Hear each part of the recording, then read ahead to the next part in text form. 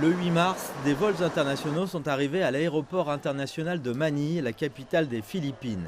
Dans le hall d'arrivée de l'aéroport, 2 touristes étrangers ont déclaré qu'ils étaient contents et impatients de visiter les Philippines, mais qu'ils n'avaient pas pu le faire avant en raison des restrictions d'entrée dues à l'épidémie. Les Philippines sont un pays très très beau et je n'avais jamais vu les Philippines avant. C'est la première fois pour moi, je suis très heureuse. Tous les gens ici sont très très gentils. C'est vraiment cool, vraiment cool. First of all, they gave me a tourist visa. D'abord, ils m'ont donné un visa de tourisme de 30 jours, donc je vais rester. Je prévois de visiter Batangas et d'autres endroits, vous savez. Et je vais avoir du bon temps. Les Philippines me manquaient. Depuis l'apparition de la Covid-19 aux Philippines en 2020, le gouvernement de Manille a interdit aux touristes étrangers d'entrer dans l'archipel. En février dernier, au fur et à mesure que l'épidémie se calmait, le gouvernement philippin a commencé à autoriser les touristes et les hommes d'affaires étrangers complètement vaccinés ou venant de pays et territoires exempts de visa à entrer dans le pays à partir du 10 février afin de stimuler l'industrie touristique de ce pays insulaire.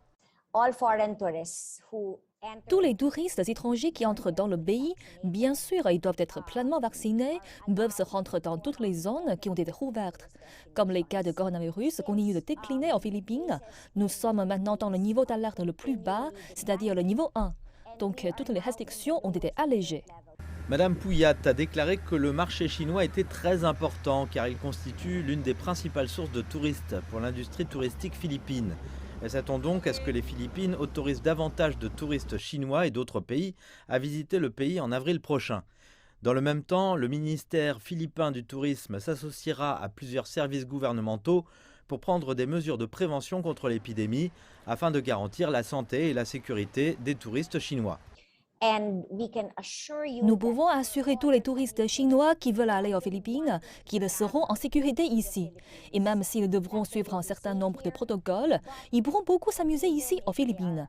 Le niveau d'alerte épidémique a maintenant été abaissé au niveau le plus bas dans la région métropolitaine de Manille, ainsi que dans 38 autres régions des Philippines, et toutes les installations commerciales ont pleinement repris leurs activités. Le groupe de travail interdépartemental philippin sur le contrôle de l'épidémie discute déjà de la possibilité de mettre en place un niveau d'alerte minimum pour l'ensemble du pays et de faciliter encore davantage l'entrée des touristes étrangers. Dans l'intention de relancer le tourisme, le ministère philippin du tourisme s'est associé à plusieurs services gouvernementaux et a mis en place plusieurs politiques afin de faciliter la vie des touristes. Par ailleurs, l'épidémie a eu un fort impact sur les travailleurs dans le secteur du tourisme local.